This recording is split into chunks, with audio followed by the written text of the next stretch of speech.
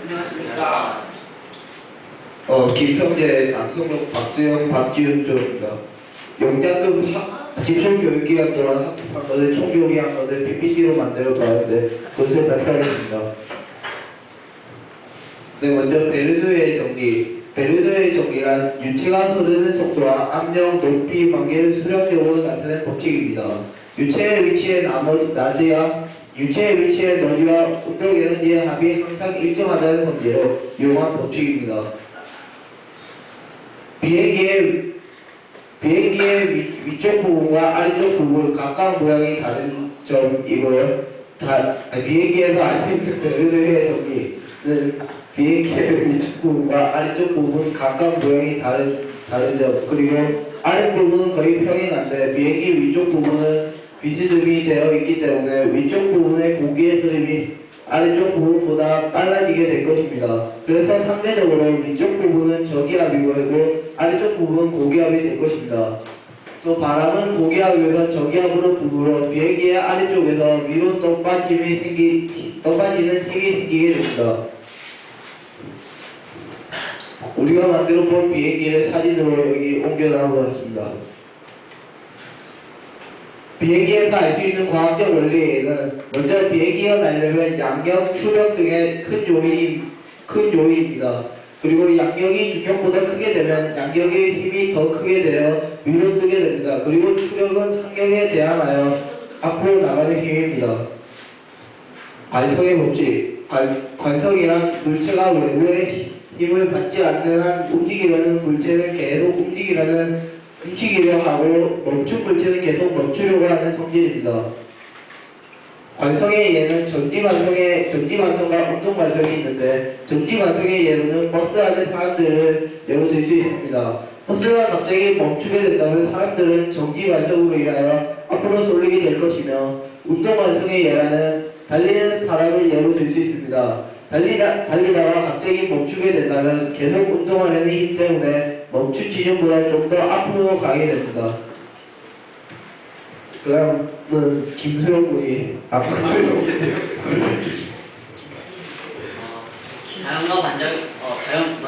자연과 반작용의 법칙이 정의에 대해 설명드리겠습니다. 모든 작용에는 크기가 같고 방향이 반대인 반작용이 항상 존재합니다. 즉 두 물체가 서로에게 미치는 힘은 항상 크기가 같고 방향이 반대입니다. 자연과 반작용의 법칙은 뉴턴 제3법칙으로 뉴턴의 세 가지 법칙 중 한 가지입니다. 이런 뉴턴의 세 가지 법칙에 대해 조사하여 보았습니다. 첫째, 관성의 법칙, 둘째, 가속도의 법칙, 세 번째, 자연과 반작용의 법칙이 있습니다.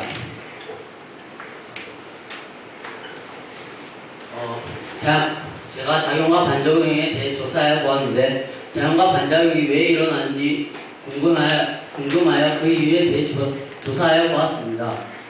고립된 물리계, 즉 외부의 힘을 전혀 받지 않는 그런 물리계에서 운동량이 생긴다면 그와 똑같은 크기 운동량이 반대 방향으로도 생길 것입니다. 이렇게 생긴 운동량의 시간에 따른 변화가 곧 힘으로써 항상 크기가 같고 방향이 반대입니다. 이러한 작용과 반작용은 일반적으로 관성의 법칙 때문에 발생하는데 뉴턴의 세 가지 법칙은 매우 밀접하게 관련이 있습니다. 자연과 반작용 법칙의 특징에 대해 설명드리겠습니다. 첫째, 자연 반작용은 물체가 정지하고 있거나 운동하고 있는 경우에도 성립합니다. 둘째, 자연과 반작용은 반드시 두 물체 사이에 작용하므로 한 물체에 작용하는 그 힘의 평형과는 다릅니다. 셋째, 자연 반작용 모든 힘에 대하여 성립하며 항상 한 쌍으로 존재합니다. 넷째, 작용 반작용 두 물체가 접촉하고 있거나 또는 떨어져 있는 경우에도 성립합니다. 마지막으로 자연과 반작용에 의해 생기는 가속도나 움직임 거리는 질량에 반비례합니다. 자연과 반작용의 예에 대해서 설명드리겠습니다. 첫째, 군인이 총을 쏘면 충격에 의해 총이 개머리판을 통해 군인에게 전해집니다. 둘째, 어부가 노를 저으면 배가 앞으로 나아갑니다. 셋째, 로켓이 아래로 가스를 내뿜으면 로켓이 가스의 작용에 의해 로켓이 위로 반작용에 의해 날아갑니다. 넷째, 얼음판 위에서 어른과 아이가 마주서서 아이가 어른을 밀면 어른도 아이도 뒤로 밀리게 됩니다. 마지막으로 벽을 손으로 밀면 내가 반대로 밀립니다.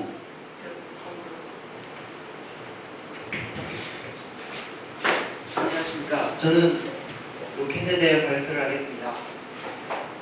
물로켓에 대해 발표를 하겠습니다. 물로켓에 대해 설명을 하기 전에 로켓의 역사에 대해 설명을 드리겠습니다. 물로켓이 시초인 로켓은 13세기 금나라에서 발명되었습니다. 몽골의 침입을 막기 위해 만든 이 화포가 나중에 우리나라에서 유명한 신기점으로 개발이 됩니다. 물로켓의 원리는 물로켓에는 엔진이 없을 뿐더러 화약으로 발사하지도 않습니다. 그렇다면 물로켓은 어떤 원리로 하늘을 날아오르는 것일까요? 이 질문에 대한 대답은 물로켓에 대해 전혀 몰랐던 뉴턴경이 찾아내었습니다.